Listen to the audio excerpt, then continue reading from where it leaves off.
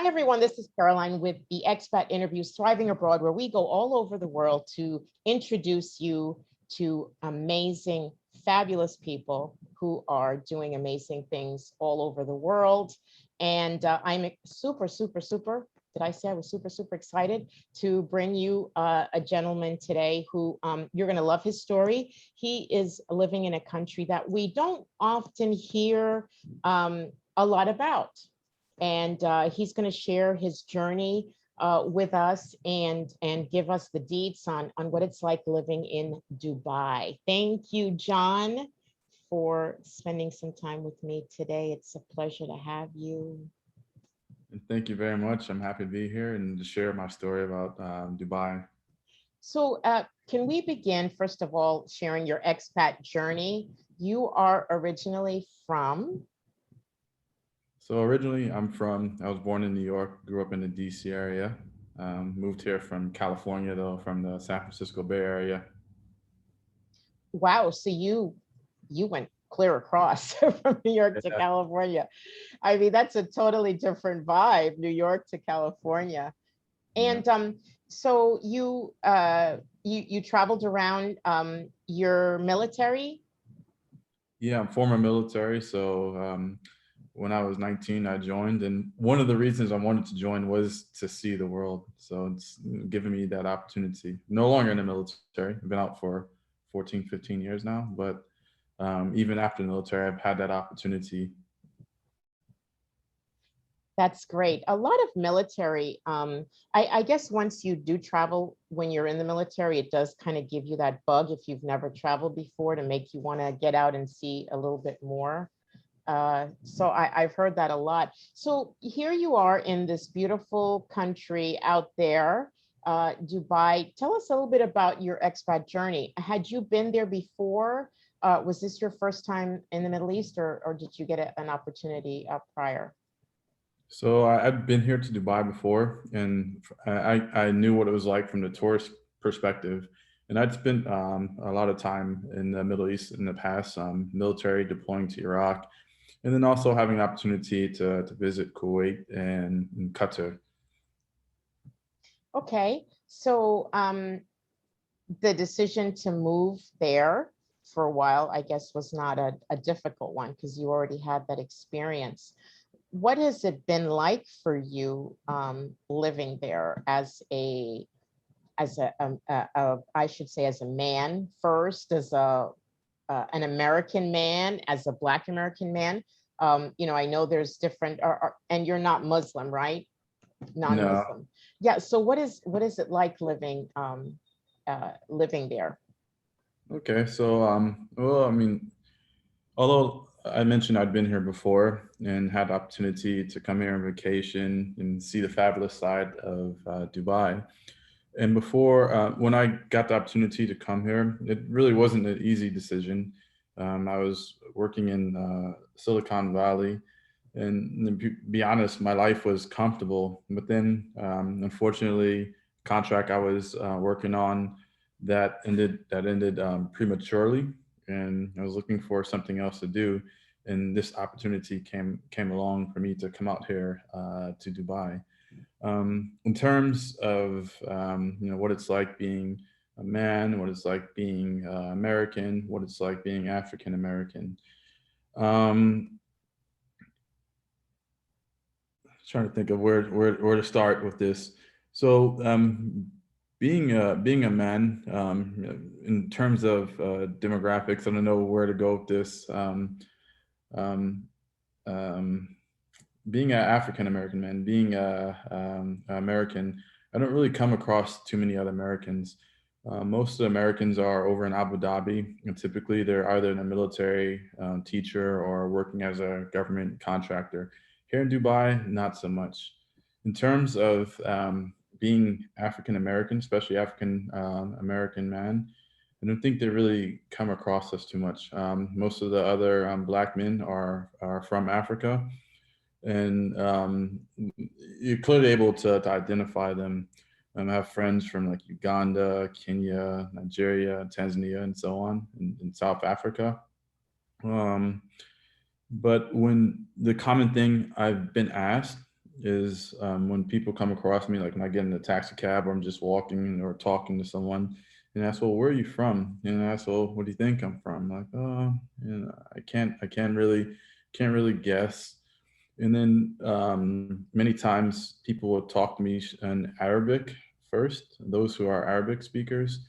And I ask them, I can speak Arabic too. I'm not perfect, but I can speak Arabic. And I ask, well, where do you think I'm from? And they said, well, your accent is Egyptian. So maybe you're from North Africa. Maybe you're Egyptian, Moroccan, or Tunisian, or Algerian, or something like that. And I said, no, I'm African American, Black American.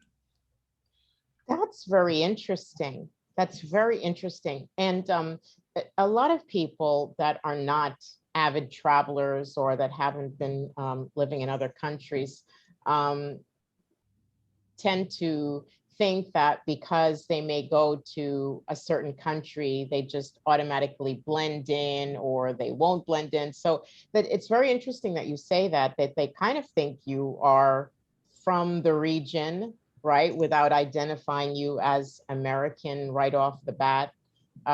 So, because I know myself, you know, when I lived in Central America, they do have a lot of Black natives, like in Nicaragua and Honduras. They do have that section. So when I went to these places, sometimes they just assumed that I was from those areas, except when I started talking, they're like, oh yeah, you're from somewhere else. So do you feel, and I'm asking this for people that may having said that, does it make you feel uncomfortable in any way, as you go about, like, do you ever feel very conscious of being American in Dubai? At no point in time have I ever felt uncomfortable because of who I am, what I am. In fact, I found that people are actually curious, or people have traveled to the U.S. They have good stories to share, and naming where other Black people I've come across. I forgot to mention my friends are from places like Brazil and South America, throughout Latin America, and those who are European as well. Yeah, yeah, that's I guess that helps too.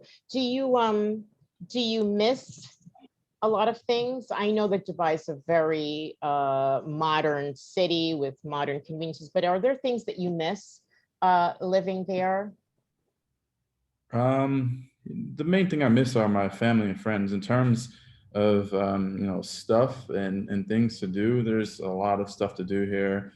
In terms of like items, products that I may miss from home, I can't really think of anything because anything that I've had back at home, it's been available. It's available here. One of the things is that it's this place is a major port, so it's a crossroads between Asia and Europe, and there's a big American influence here. So all that stuff we have here.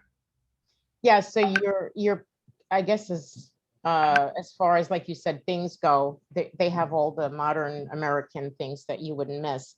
What about I know that we're in a different, we're still with the pandemic issues and things like that, but what about just culturally and activities? Have you had a chance to really or is there a chance to mix uh with the locals? Like, for example, I don't, what is the vibe like? Are they like a very outgoing party type or club, or is it just mostly at home? Is it family? What kind of activities are they really doing now?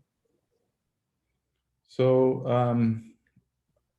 most of my local friends and colleagues, we interact specific to the point. Like my local colleagues, Emirati colleagues who I work with, that's our interaction. We interact at work. And then I like to train Brazilian Jiu-Jitsu. So there's a good amount of locals who are there also training Brazilian Jiu-Jitsu. But day in, day out, like the friends that I commonly interact with, like, hey, let's go, grab a bite to eat, or let's go grab a drink. That those tend to be other expats. So they are very small. They're a minority in their own country. So they say in this country it's 90% expats, with most expats being from Asia, India on. And then the locals are about 10% of the population. So it's not like you don't see them, but also what doesn't happen is like, hey, I'm an expat, I've not really interacted with a local. Would you like to be my friend? So that doesn't. Yeah. So that doesn't really happen. But like at work, we'll sometimes have food and talk with each other, and we go about our business. But it's no different than being in California and talking to some of the local Bay Area natives. They tended to have their family, friends, and cliques there, and that's who they and sometimes stuck with. And so, like in the Bay Area, yeah, I had a good portion of friends who are from the Bay Area, but most were similar to me, where they got recruited to work into Silicon Valley, and we were basically, um, for example, like on holidays when I wouldn't go home, it tend to be with other people who weren't going home either. Yeah, that is a big expat drawback, I guess, when you're far away from home and people are leaving you and going to see family and you're behind. I've been through that a lot too, but I've always been a lot closer to home than you are. One question that I want to ask you, that a lot of people always ask, affordability. How affordable is it to live in Dubai? For example, well, you're working, you have a job, but for someone that maybe is a digital nomad, how affordable can I live there? Very affordable. There's something for everyone here. So coming here, it's easy to get caught up in, so, oh my gosh, like, I can afford this Porsche, or I can afford this, Audi R8.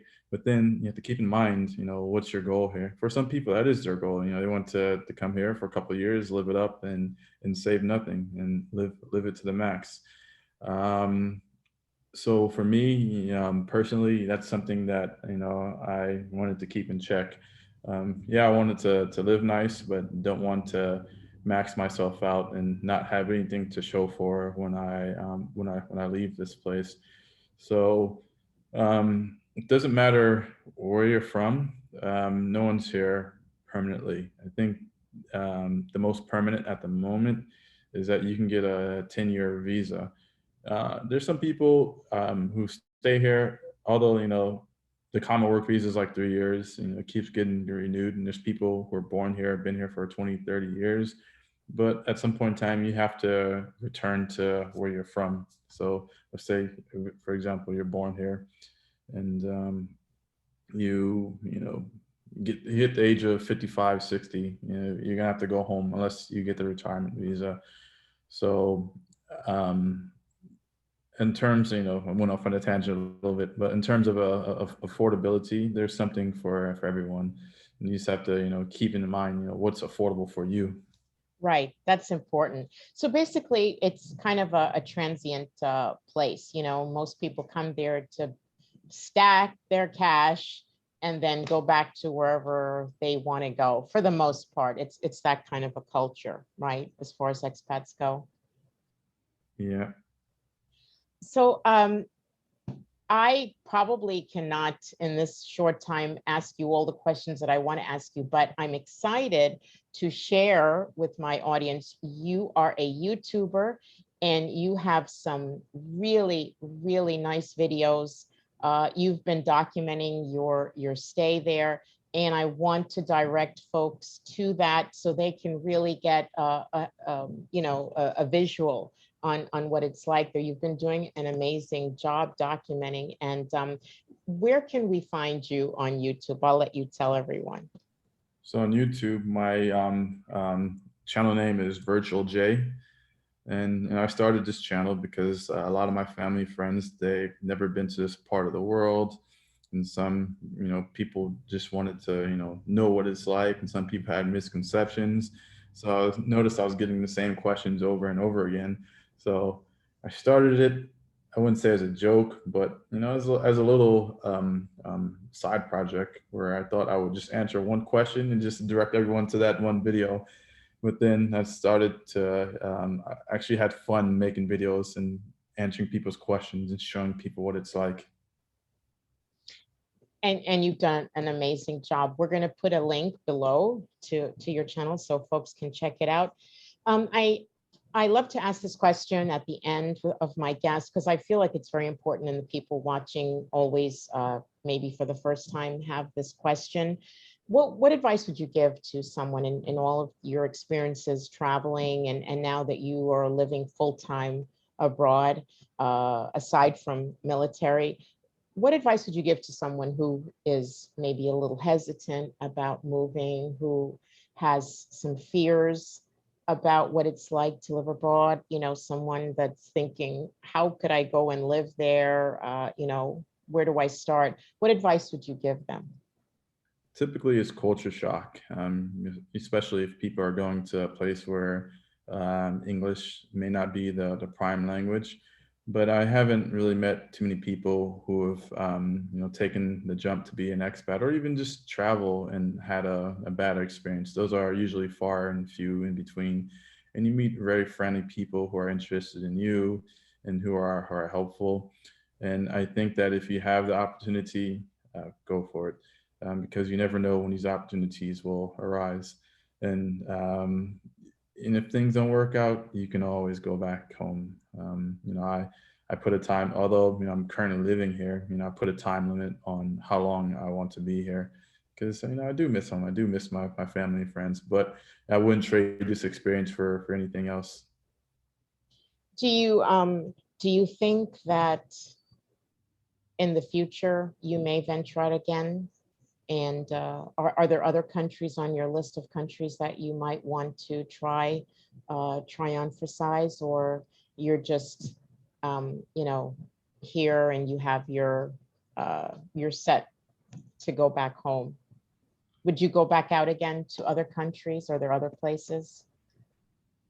I would if it made sense, but right now my heart is telling me that I'm approaching 40, so it's time to go home and make my base home.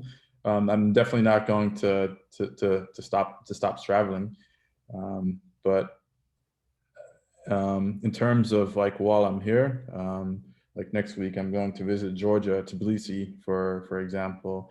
While I'm here, I really have I have it in my heart to go visit more of Eastern Asia. Nice, nice. Well, I want to thank you so much for taking the time to share a little bit of your journey, and we're going to follow you on your visual journey. And thank you so much for sharing that. It's a lot of people think it's easy, doing the YouTube thing, but sometimes it's a little difficult, to express yourself and to bring your thoughts and your feelings across. But you're doing a great job, and enjoy your life, and thank you so much. Many blessings to you as you live out your expat dreams afar. Yeah, thank you. It's definitely not easy coming up with content ideas, and what's really helped me out is the feedback that I've been getting, and also getting over talking into a camera and not looking like a deer in the headlights or being monotone. Yeah, I think that's the scariest part, right? But Yeah. You just do what you do, and people will love you for it. So thank you so much, John. Thank you so much. Appreciate you. Thank you very much.